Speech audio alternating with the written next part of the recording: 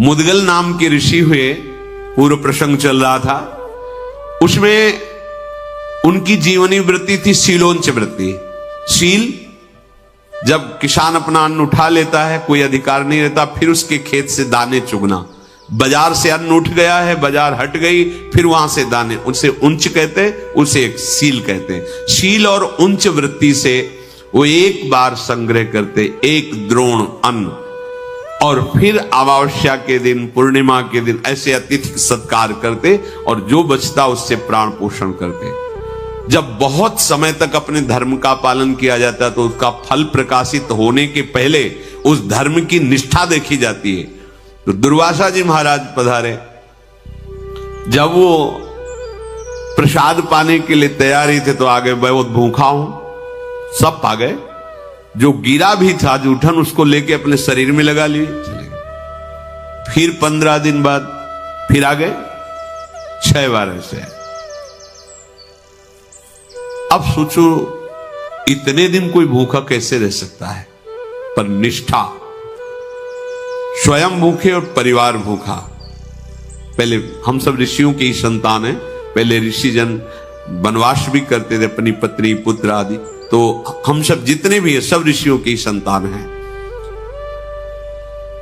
अब जब दुर्वासा जी ने देखा कि इनके चेहरे पर कोई गुस्सा नहीं, कोई प्रतिकूलता नहीं, और इतने दिन भूखे हो गए इनको, 90 दिन भूखे रहना कोई छोटी मोटी बात है। 90 घंटे भूखे रह के देखो कैसा लगता है, चिड़चिड़ाहट पैदा हो जाएगी। 90 दिन भूखे हैं और महात्मा हर बार आके पा जाता है और कुछ बोलता नहीं। तब उन्होंने कहा तुमने जीत लिया, उत्तम लोगों को जीत लिया। ऐसा दुर्वासा जी कह रहे थे कि एक दिव्य विमान उतरा जिसमें हंस जुते हुए थे, और एक बहुत ही तेजोमय महापुरुष, वो देवदूत बोले, ब्रह्मर्षि ये विमान आपको अपने इस कर्म से प्राप्त हुआ है, आइए इस पर बैठिए और जिस लोक में चाहिए उस लोक के सुख का भोग भोगिए। कोई भी निष्ठा परिपक्व होने के पहले उसमें प्रश्न आता है, जैसे क्लास पास करते हैं, वही 5 से 6 में जाना है, 6 से 7 में तो होती है ना। तो बोले परीक्षा क्यों लेते हैं, परीक्षा नहीं होगी तो अगली भूमिका में कैसे जाओगे। तो भगवान तो सर्वज्ञ, सर्वज्ञ तो टीचर भी है जो जिस क्लास का अध्ययन कराता है, पर वो देखता है तुमने जो अध्ययन किया है उसमें तुम कितने प्रवीण हो, आगे बढ़ो, नहीं तो फिर उसी क्लास में रहो और परिपक्वता करो, फिर आगे बढ़ो। ये सिस्टम ऐसे थोड़ी भगवान को कोसना कि परीक्षा क्यों लेते, नहीं, बिना परीक्षा भूमिका में कैसे पहुंचोगे, वो ऐसा है। और जहां परीक्षा नहीं ली जाती वहां धोखा ही प्राप्त होता है। मान लो डॉक्टर है और उसने परीक्षा दी नहीं, मतलब वास्तविक उसने पढ़ाई की नहीं, और किसी भी तरह से डॉक्टर बन गया, और उसको सही माने में ज्ञान है नहीं कि अब इसको कौन सा जैसा लगा तो मरी जाएगा मरीज। इसलिए अच्छी तरह वो अपनी डॉक्टरी पढ़े, फिर अपनी योग्यता से पास हो तो लाखों को सुख प्रदान करेगा। ऐसे हर क्षेत्र में है, अच्छी तरह से आप साधना कीजिए, फिर भूमिका में तो लाखों का उद्धार कर देंगे। ऐसे नहीं कि मनमानी आचरणों को करें हम योग्यता प्राप्त कर ले। कई सिद्धांत लोक में नहीं तो फिर परलोक वाला कैसे हो जाए। आ गया ना विमान, कोई गुस्सा नहीं, कोई परेशानी नहीं। इतना ऋषि ने उनको भूखा रखा, पर ऐसे नहीं कहा कि हर बार आ जाते हो तुम, इतना तो आ ही सकता है ना, हमारा परिवार है, तुम्हें शर्म नहीं आती। हम श्रद्धा पे श्रद्धा करते चले जा रहे हैं, आप हमें मारने पे तुले, एक भी शब्द नहीं, कोई परेशानी नहीं। उसी समय विमान आ गया। देवदूत ने जब कहा ये विराजिए और चलिए जिस लोक का सुख चाहिए उसको भोग लीजिए, तो उनका देवदूत, मैं सुनना चाहता हूं कि जिस लोक में तुम हमें ले जाना चाहते हो वहां कौन कौन से गुण हैं और उनका क्या दोष होता है, वहां दोष क्या है। जब मैं ऐसा जानूं तब जो है उस लोक में जाने की इच्छा करूंगा। अगर कोई संत पुरुष चल रहा हो उसके पीछे 7 पग चल दे तो उसका बड़ा पुण्य बन जाता है। जैसे कोई महात्मा जा रहा है, आप उनके पीछे पीछे 7 पग चले जा रहे तो बड़ा पुण्य बन गया, क्योंकि 7 पग उनके साथ चले। तो जीवन में जब आपका शरीर छूटेगा तो 7 पग महात्मा का साथ दिया है, अरे बड़े सुकृत का कार्य है। तो तुम मुझे ये उत्तर दीजिए, जब मैं समझूंगा कि ऊपर के लोकों में मुझे क्या प्राप्त होगा फिर मैं जाऊंगा, अन्यथा ऐसे नहीं। तो तो देवदूत बोला, महर्षि तुम्हारी बुद्धि तो बड़ी उत्तम और सावधान है। सावधान ये, चलो ये भोगो। तो क्या है ये, इसका हमें प्रमाण दीजिए। ऐसे नहीं कि आया और बैठ के विमान पे चल दे। उत्तम बुद्धि वही कि जहां ले जाना चाहते हो पहले मुझे परिचय बताइए। ये हम तुमसे नहीं पूछा जाएगा, ये उनसे पूछा जाता है जहां कि कहां चलना चाहते हो। मार मार के यम के दूत वो पूछेंगे थोड़ी तुमसे। ये तो पावरफुल महात्माओं की बात है, जो भजन तपस्या निष्ठा। हमारे पास मेरी महारानी श्री राधा रानी, हम पूछे ही कोई नहीं आएगा, न विमान आएगा न पूछने आएगा। यहां अपने घर में ही है, बस घर में ही अंदर प्रवेश पा जाना है। तो मुने जिसे महासुख स्वरूप कहते हैं, स्वर्ग लोक यहां से बहुत ऊपर की है और है, उसमें केवल सिद्ध पुरुष ही जा सकता है या कोई देवता, उसे ऊर्ध्वक कहते हैं। वहां जाने के लिए जो मार्ग है बड़ा ही उत्तम है, सुखद है और दिव्य विमानों के द्वारा जाया जाता है, भौतिक विमानों का प्रवेश नहीं है। जिन्होंने घोर तपस्या नहीं की, बड़ी बड़ी यज्ञ नहीं की, उनका कभी वहां प्रवेश नहीं होता। असत्यवादी, नास्तिक, व्यभिचारी ये कभी नहीं जा सकते। जो धर्मात्मा है, सदैव मन को वश में रखा है, शाम दम, किसी से ईर्ष्या नहीं की, जो दान देता रहता है, जो युद्ध कला में प्रवीण है, इंद्रियों को संयम में रखता है और सत्पुरुषों की सेवा करता है, ऐसे पुण्यवानों को इन लोकों में ले जाया जाता है। हे मुद्गल ऋषि, वहां 33,000 सुवर्ण में विमान, दिव्य विमान, मार्ग में ही चलने पर वहां से मेरुगिरी का शिखर दिखाई देता है। इतना बड़ा मेरुगिरी है, शिखर दिखाई देता है। ऐसे देवताओं के नंदन वन है कि उन्माद चढ़ जाए सुख का। जो देववन है स्वर्ग में, जिनके लता फूल ये सब उन्माद चढ़ जाए, और निकुंज का जो तो कोटि कल्प तरुणा है, हमारी जहां श्री जी विचरण करती है, विहरण करते हैं। अरे सौभाग्य उदय हो गया, बढ़ो आगे। स्वर्ग में किसी को कभी भूख प्यास नहीं लगती, कभी किसी को ग्लानि नहीं होती स्वर्ग में, कभी गर्मी नहीं लगती, कभी ठंडी नहीं लगती, किसी को कोई भय नहीं होता। मन में सोचा वही भोग मिल जाएगा, सब उपस्थित। वहां मलमूत्र नहीं बनते स्वर्ग में। और देवताओं को भी दुर्लभ बताया गया यह देह, मानो देह, केवल भजन के लिए, केवल भजन के लिए। भजन नहीं किया तो देख लो कौन सा देह है, क्या है। वहां भूख प्यास नहीं, मलमूत्र नहीं, ठंडी गर्मी नहीं, कोई वस्तु ऐसी नहीं जो वहां देखने योग्य ना हो। कूड़ा करकट गंदगी कुछ नहीं, जिधर देखो उधर मन को लुभावने वाला, मनोरम ही मनोरम, सुगंध ही सुगंध, हर वस्तु सुखदायक स्पर्श, कानों को लुभाने वाले संगीत अपने आप बजते रहते हैं। वहां शोक नहीं है, बुढ़ापा नहीं है, झुर्रियां नहीं पड़ती, थकावट नहीं होता, कोई वहां रोते नजर नहीं आता, सुख ही सुख बरस रहा है। स्वर्ग लोक में ऐसा सुख है जो सत्कर्म करते हैं उन्हीं को केवल प्राप्त हो सकता है, पुण्यवानों को वो लोक प्राप्त होता है। स्वर्गवासियों के शरीर तेज की प्रधानता से, जैसे अपने पंचभूतों से बना है तो उनका पंचभूतों से, उसमें तेज की प्रधानता होती है, तभी वो अंतर ध्यान हो जाना, प्रकट हो जाना। जैसे योगी जन ऐसा कर सकते हैं, जो योग के द्वारा शरीर भाव से ऊपर उठ चुके हैं, वो एक ही समय में कई जगह दिखाई दे सकते हैं, वो बड़ी दूर की बात सुन सकते हैं, वो पहाड़ में भी प्रवेश कर सकते हैं, बड़ी अद्भुत, क्योंकि वो तेजस तत्व प्रकाशित हो जाता है। वो माता पिता के रजवीर से पैदा नहीं होते, वहां का जो शरीर है वो रजवीर से बना हुआ नहीं है। कभी वहां के लोक में पसीना नहीं आता किसी को, दुर्गंध तो वहां नाम मात्र की कहीं पूरे लोक में नहीं है। कहीं कोई मलमूत्र ही त्याग नहीं करता क्योंकि बनता ही नहीं है। वहां कोई कपड़ा कभी मैला नहीं होता है।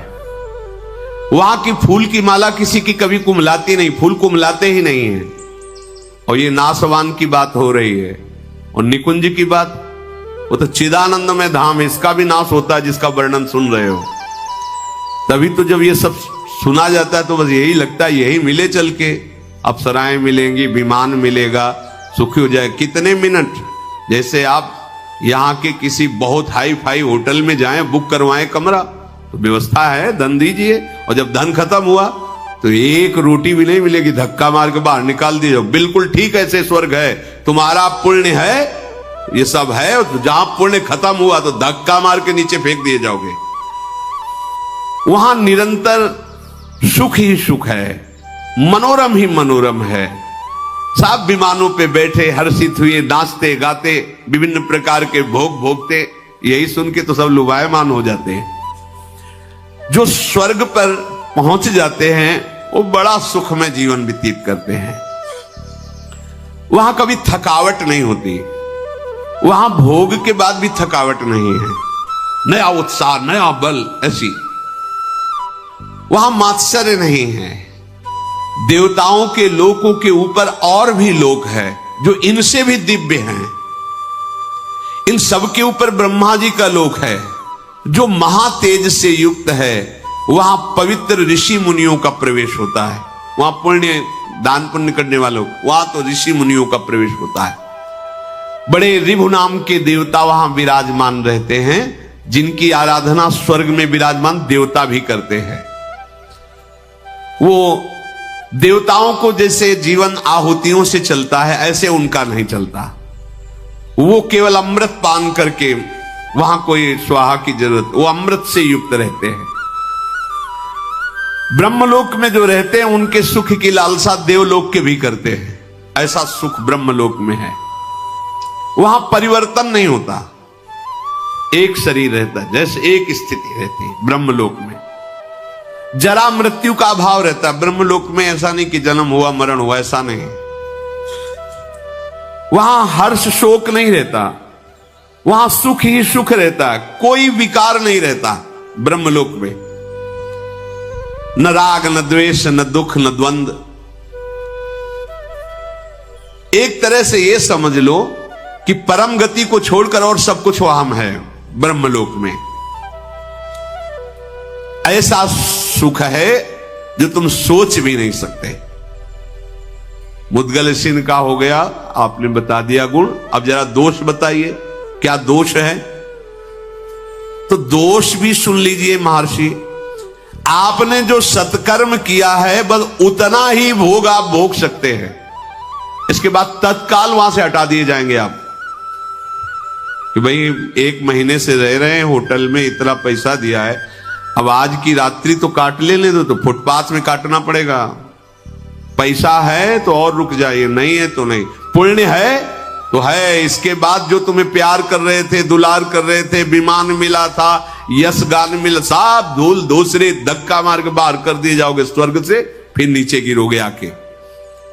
अच्छा, वहां कोई तुम पुण्य या नया कर्म कर नहीं सकते। जो पुण्य करके गए उतने केवल भोग मिलेगा।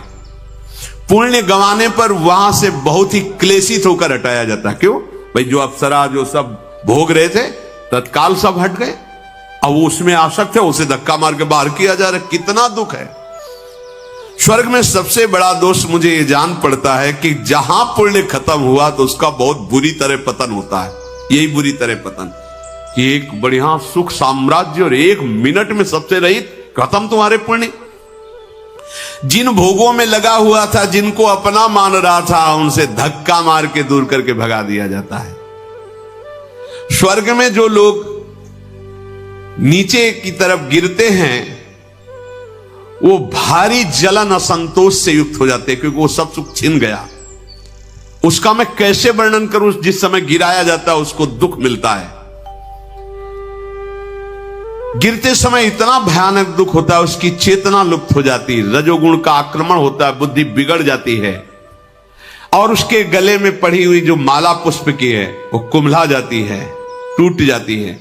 वहां जिसकी माला कुम्हलाने लगे, धक्का देने का अवसर आ गया, समझ लिया जाए इसके सुकृत खत्म। वहां की पहचान है, उसके पास पुष्प जो विराजमान पुष्प मालाएं कुम्हलाने लगी, बस होश खराब हो गया, भगाए जाएंगे, अब यहां से हटाए जाएंगे, सब हटेगा। पतन की सूचना माला कुम्हला जाना। अब उसके हृदय में भारी दुख, भारी भय समा जाता है, ये सब छूट जाएगा। जितने भी ब्रह्मलोक पर्यंत लोक हैं, उन सब में दोष देखे जाते हैं।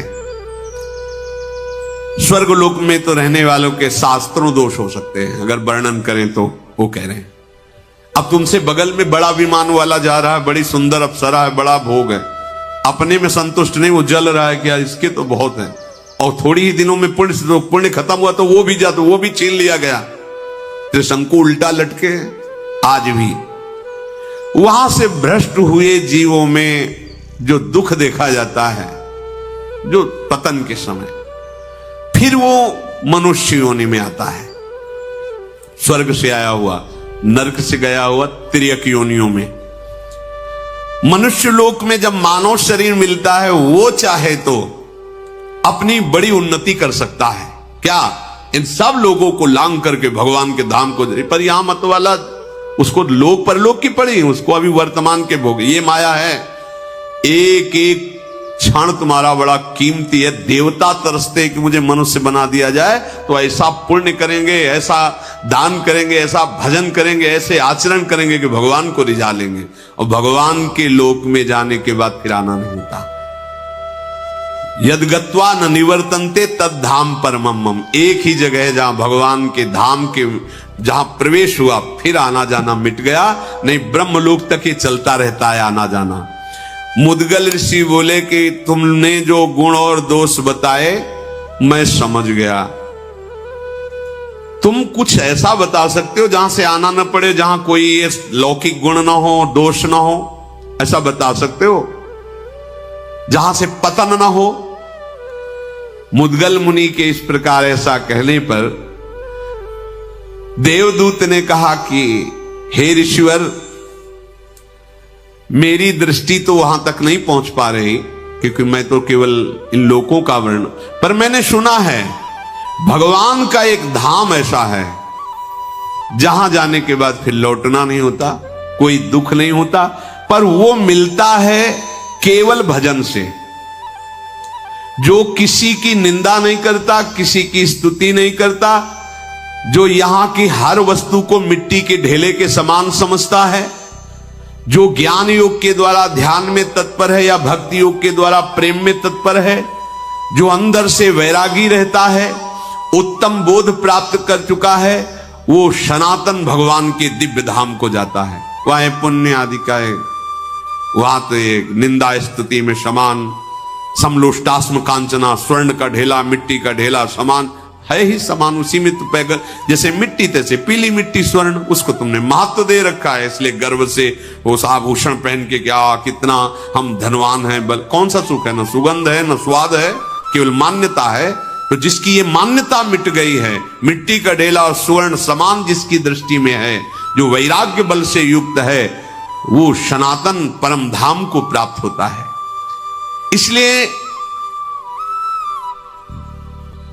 मुद्गल ऋषि ने कहा अब आप पधारिए, हम नहीं जाएंगे इस विमान पे, अब हम भजन करेंगे। अभी तक त्याग तपस्या और ये सब तो समझ लिया इन लोगों का फल, अब हम निरंतर भजन करके भगवान को प्राप्त करेंगे, भगवान के धाम को। देखो उनके पास तो बताने वाले ये सब लोक भी और लोक का परिचय देने वाले, अपने लोग तो एकदम कुछ नहीं जानते थे, सीधे धाम में घसीटे गए है। नहीं तुम्हें समझ में आ रही लाडली जी की कृपा, नहीं समझ में आ रहा प्रभु का कृपा प्रसाद की हमारे ऊपर क्या कृपा है। अरे भाई मूर्खता छोड़ दो। कल के सत्संग में प्रारंभ में कह रहे थे कोई निष्ठा तो कर लो, धाम निष्ठा, इष्ट निष्ठा, भेष निष्ठा, नाम निष्ठा, गुरु निष्ठा, कुछ तो पकड़ो। यहां कुछ नहीं, उदर और जनेन्द्रीय निष्ठा है, उदर और जनेन्द्रीय निष्ठा। अच्छा खाने को मिले, भोगने को मिले तो जय भगवान की, ना मिले तो भगवान कहां है, कौन कैसे। होश में हो, होश में। बहुत कीमती जीवन मिला है, बहुत कीमती। तरसते हैं जो ऊपर के लोकों में कि एक बार मनुष्य बना दिया जाए तो ऐसा भजन करूंगा कि इन सब धामों के जन हमें प्रणाम करेंगे, मैं भगवत धाम को प्राप्त करूंगा। और तुम्हें अवसर मिला है तो तुम नारकी वस्तुओं के लिए तरस रहे हो, एक बार ये खा लूं, ये सूंघ लूं, ये भोग लूं। अरे बहुत जन्म भोग चुके हो, एक बार तो होश संभालो। चलना का है, अभी छूटेगा शरीर। जिस शरीर के लिए तुम मर रहे हो, यह शरीर छूटेगा अभी प्रतिपल ये छूट रहा है, तुम्हें दिखाई नहीं दे रहा है। जैसे नदी के किनारे खड़े हो, यमुना जी के किनारे खड़े हो, दृष्टि गई तो तुम समझ रहे हो वही जल है। जिसको तुमने देखा वो तो कहां पहुंच गया। ऐसे ही प्रतिक्षण तुम्हारी आयु क्षीण हो रही, प्रतिक्षण तुम्हारा शरीर मृत्यु को प्राप्त हो रहा, तुम्हें दिखाई नहीं दे रहा। कमा लो भगवत भजन, कमा लो भगवान नाम, कमा लो। सच्ची मानो, मान जाओ हृदय की बात। जो गलतियां हो रही सब मिट्टी डालो, आगे बढ़ो। राधा राधा राधा लाडली जू सब क्षमा कर देगी। आप मान लो हमारी बात, परिणाम नहीं भोगना पड़ेगा। लाडली जू कृपा करेंगी। देखो कृपा करी दी, अपने लोग धाम लायक है। जरा सोचो, जब हम इस पर विचार करते हैं तो लगता है यार श्री जी की अहेतु की कृपा पर कैसी ठोकर मारते हैं ये लोग। इनकी समझ में नहीं आता है कि कर क्या रहे हैं। बस यही है कि जैसे छोटा बालक मां की गोद में मल त्याग कर दे तो दंड का अधिकारी नहीं होता है। बेचारा बालक है, हम हैं तो ऐसे ही अबोध हैं, पर अबोध बन जाए, पर बनते बड़े ज्ञानी हैं। बात भी यही है कि हम बच्चा भी नहीं बनना चाहते। ज्ञानी है तब फिर वो दंड विधान होता है। अगर बच्चा बन जाओ तो क्षमा हो जाए। कहे बच्चा के पेट और घट करे विनाशन। कहे जब दंड मिलने का समय आता तो कहते बच्चा है, और जब कर्म करने का होता है कि सावधान, तब कहता हम बहुत ज्ञानी, हम करके दिखा लें, कोई जान नहीं पाएगा। तब जो जान रहा है वो कर्म तुम्हें दंड दे देगा। होश में जिस धाम के लिए ऋषि मुनि ऐसे ललकते हैं, वो धाम तुम्हें ऐसे ही प्राप्त हो गया, फ्री में प्राप्त हो गया, श्री जी की कृपा से प्राप्त हो गया। विमान से चढ़ने की जरूरत नहीं है। ऐसी जगह आ गए जहां विमानों का प्रवेश ही नहीं है। ये भगवत धाम है। इस मनुष्य लोक में कोई भी ऐसा नहीं है जो ये ना भोगता हो।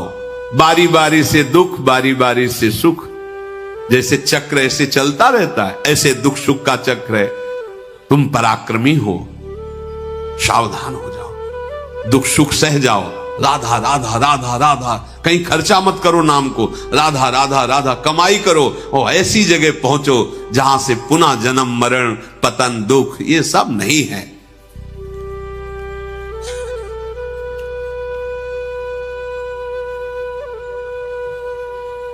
अब इधर तो ये आनंद ऋषियों का जस सुना रहे मार्कंडेय जी, उधर दुर्योधन के हृदय में बड़ी जलन पैदा है। मैं ऐसा परास्त हुआ, इनका नाश कैसे करूं, पांडवों का नाश कैसे करूं, क्या कर सकता हूं। वो इसी विषय में सोच ही रहे थे कि अचानक देखा कि एक अवधूत आ रहे हैं सामने से। ये छल कपट विद्या में प्रवीण शकुनी, कर्ण, धृतराष्ट्र, दुर्योधन ये साथ ही रहते थे। यही देखा कि अरे अवधूत रूप में तो दुर्वासा जी हैं। एकदम सब सावधान हुए, जाके साष्टांग प्रणाम किए, नम्रता पूर्वक हाथ जोड़कर कहा महाराज महल पधारिए, सेवा स्वीकार कीजिए। आगे दुर्वासा जी, बड़ी कठिन है इनकी सेवा करना, तो मेरा आतिथ्य सत्कार करोगे तुम? दुर्वासा जी ने कहा। बोले भगवान रात दिन मैं स्वयं खड़ा होकर के आपकी रात दिन सेवा करूं। तो ठीक है, बनवाओ भोजन, हम आ रहे हैं अपना नित्य कर्म करके। भोजन बनवाया, आए, बोले फेंक दो ये बना हुआ भोजन, हम नहीं पाते, बनाओ तत्काल बनाओ। तत्काल बना, भूख नहीं है हमारे पास।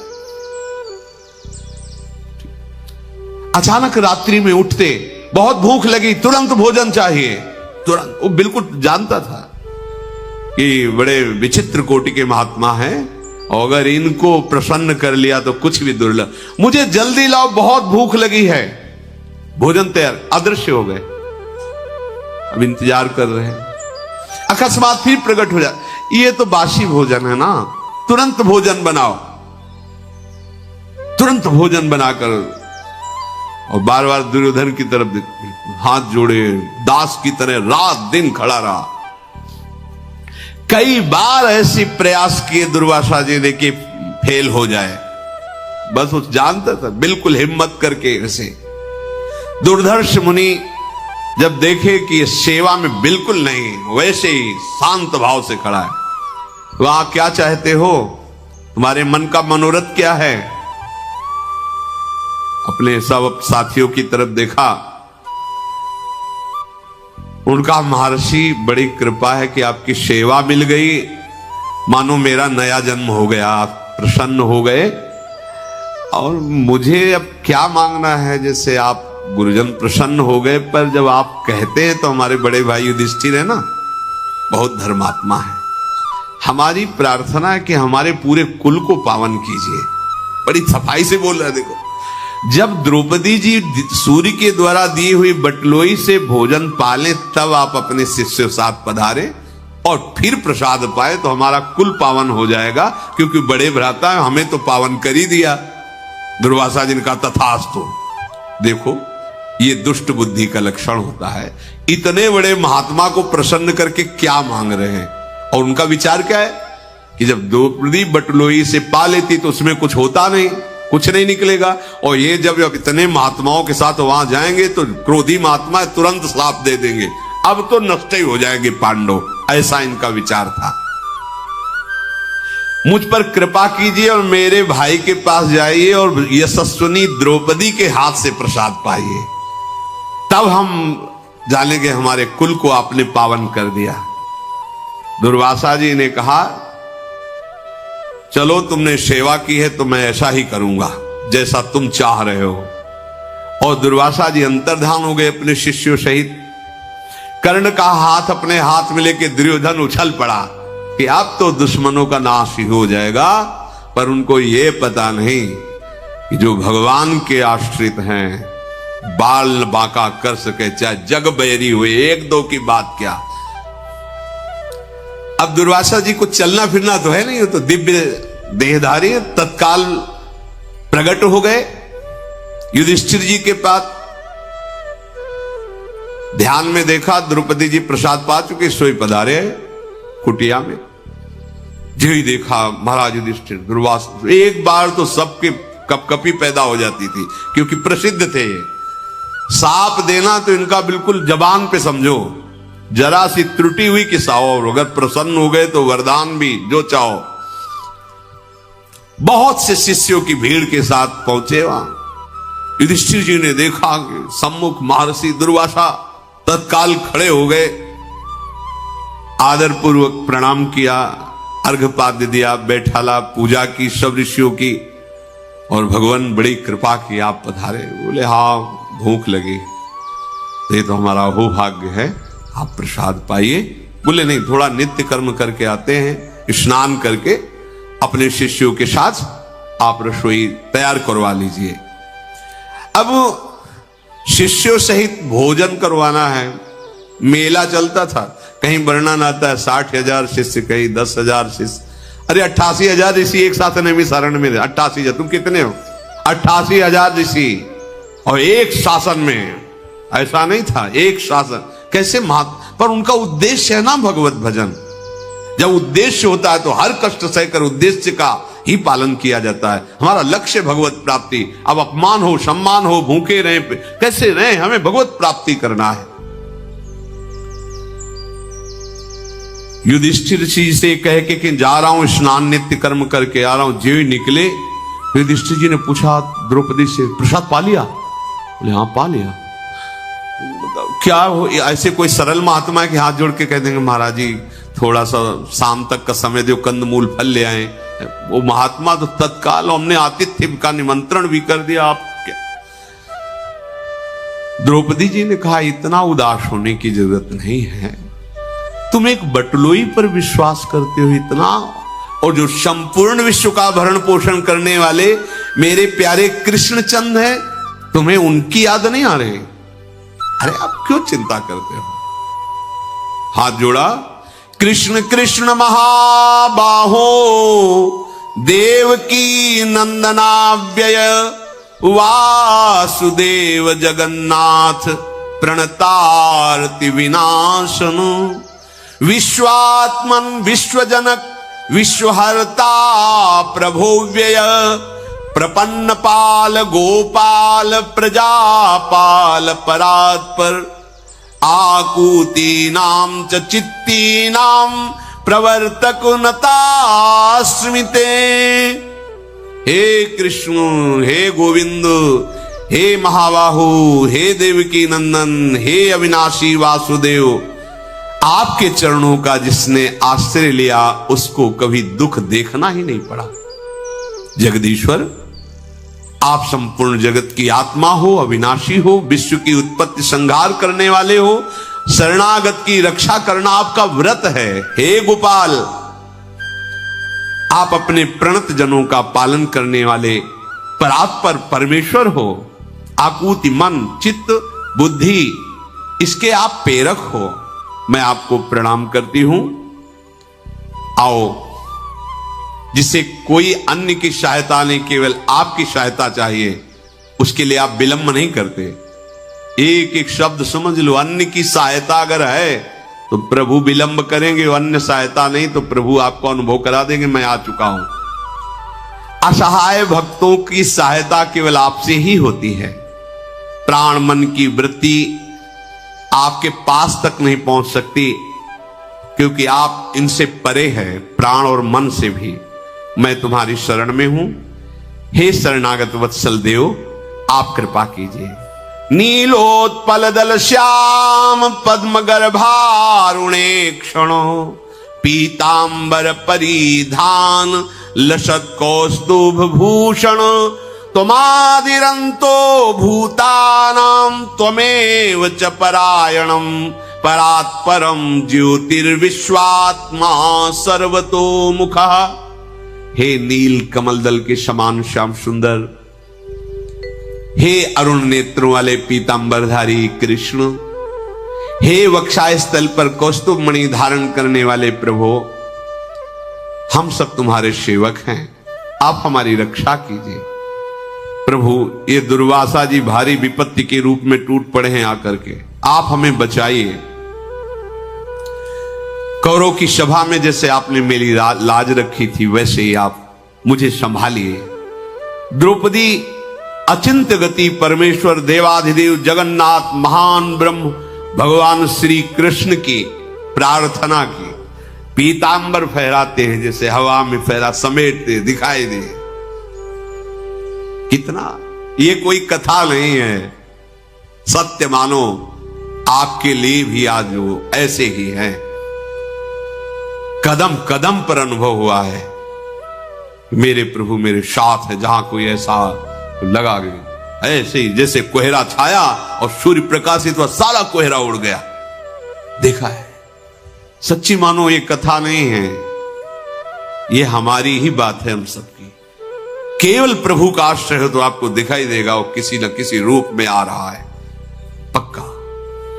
देखा द्रौपदी ने पीतांबर फहराते हुए बड़े वेग से प्रभु, जैसे बच्चे की तरफ मां दौड़ती है, ऐसे प्रभु दौड़ते आ रहे हैं। द्रौपदी आनंद मगन हो गई देख के, अभी पुकारा, अभी आ गए।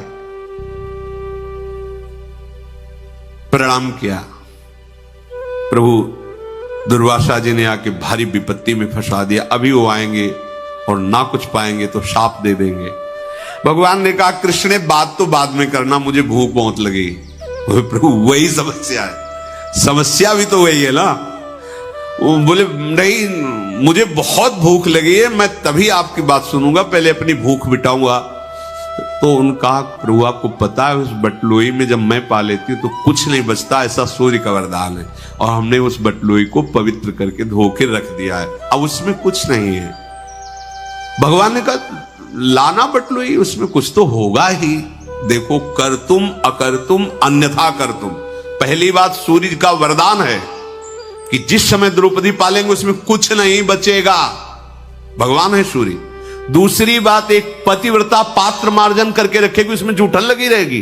अरे साधारण आदमी भी पात्र मानता है कि जूठन न लगे, उसमें जूठन कैसे बच जाएगी? महाराज कितने समर्थ हैं, लाओ बटलोई। तो उनका प्रभु धो के लाओ, तो तुम लाए, उसमें एक शीत प्रकट हुआ दिखाई दे, देखो ये लगा हुआ है, इतने से तो पूरा विश्व तृप्त हो जाएगा। ऐसे लेके भगवान ने अपनी, ये देखो प्रकट किया है, सम्मान रखें तो भगवान सबकी बात का सम्मान रख दे, नहीं तो ऐसे हैं जैसे कोई जा ऐसा हो जाएगा, तेरे कहले से होगा। मेरी प्रिया जो अगर नहीं चाहती है तो खोपड़ी के बल खड़ा होकर साफ दे तो भी कुछ है। साप ताप पाप रोग शोक दारुण दुखारी, लाल इष्ट दुष्ट दलन कुंज भवनचारी। लालजू के इष्ट हैं गोरे चरणारविंद। ये ठसक तो हम देखते ही नहीं है, ऐसा नहीं सब में नहीं, पर प्राय हम देखते हैं कि ठसक हमारी धन की है, संपत्ति की है, परिवार की है, पद की है, प्रतिष्ठा की। प्रियाजू की ठसक तो देखते ही नहीं कि गर्भ में तुम्हारा हृदय फूलता रहे। मुझे कितना सौभाग्य मिला, मैं श्री जी का हूं, ये मैं गर्व से कह सकता हूं। मैं लाडली जी का हूं, ये मुझे सौभाग्य मिला है। गुरुदेव ने दिया, धाम ने दिया, प्यारी जी ने मुझे अधिकार दिया कि मैं गर्व से कह सकता हूं मैं प्रिया प्रीतम का हूं, मैं वृंदावन का हूं। लिख लो कागज में, अभी हम कोई भविष्य ज्ञाता नहीं पर तुम्हें बता रहे हैं। जैसी हवा चल रही है, बढ़ती चली जा रही तापमयी कलयुग की, आपको शुद्ध सत्संग सुनने को नहीं मिलेगा। आगे समय आएगा भगवत मार्ग आपको नहीं मिलेगा। आगे समय आएगा भगवत मार्ग में सिद्ध महात्मा नहीं मिलेंगे। लिख लो, ऐसा समय आता चला जाएगा कि लुप्त हो जाएगा। धर्म ग्रंथों की बातों पर अविश्वास हो जाएगा। जो धर्म से चलने वाले महात्मा जन बड़ी कठिनाई से उस स्थिति को प्राप्त करते थे, अंतर्हित हो जाएंगे, तुम्हारे सामने ही नहीं आएंगे। जो होंगे ऐसी जगह अपने शरीर को छोड़कर प्रभु के धाम में चले जाएंगे, अव्यक्त हो जाएंगे। तभी भाव भ्रष्टाचारा सब संसारा, धर्म सुने नहीं काना। जरा सा भक्ति मार्ग में चले, उसको रौंद देने के लिए माया तैयार है। कलिकाल उसको भ्रष्ट करके मिटा देने के लिए तैयार। तुम क्या समझ रहे हो? ये कलिकाल यहां का राजा है इस युग का। अगर ऐसे महात्माओं की जय होती रही तो कलिकाल चुपचाप बैठा रहेगा, कुछ नहीं कर पाएगा। पर वो राजा है, वो ऐसी कालिक पोत देता है कि श्रद्धा ही न रह जाए, विश्वास ही न रह जाए। अब चलाओ, अब उसका चलेगा राज्य। क्योंकि जहां महात्मा के वचनों का शासन होता है, वहां ना माया प्रभाव दिखाती है, ना कलयुग अपना प्रभाव दिखा पाता है। तो तुम बोलते रहो, तुम्हारी कोई सुनेगा ही नहीं, हम तुम्हें ऐसी जगह खड़ा कर देंगे। वो राजा है यहाँ का, कलयुग का इस समय राज्य है। तो अभी तो बच्चा है, वो ऐसे देख लेता है, बस घुटनों के बल चल रहा है। और जिस दिन खड़ा होकर ताल ठोकेगा, कोई सृष्टि में ऐसा नहीं रहेगा जहां नाम सुनाई दे, जहां स्वाहा स्वधा, जहां परम पावन धर्म की चर्चा। बोल नहीं सकते, समय आएगा, बोल नहीं सकते। देख लेना, ऐसा राज्य आएगा, ऐसा शासन आएगा, पहले से शास्त्रों में लिखा हुआ है। आप जय घोष नहीं कर सकते भगवान की चर्चा नहीं कर सकते, वैराग्य मार्ग का उपदेश नहीं कर सकते। आगे समय आएगा। द्रौपदी ने कहा बड़ी लज्जा से युक्त कि प्रभु आप कह रहे कि मुझे भूख लगी, क्या लाओ ना। बटलोई ला के दी। सर्व सामर्थ्यशाली भगवान श्री कृष्ण कमल नयन हंसते हुए से उस बटलोई में से एक शाक का पत्ता निकाला। आहा, देखो ये कैसे लग सकता है? कोई ऐसे साधारण पात्र धोए तो ऐसे जूठन थोड़ी लगी रहेगी।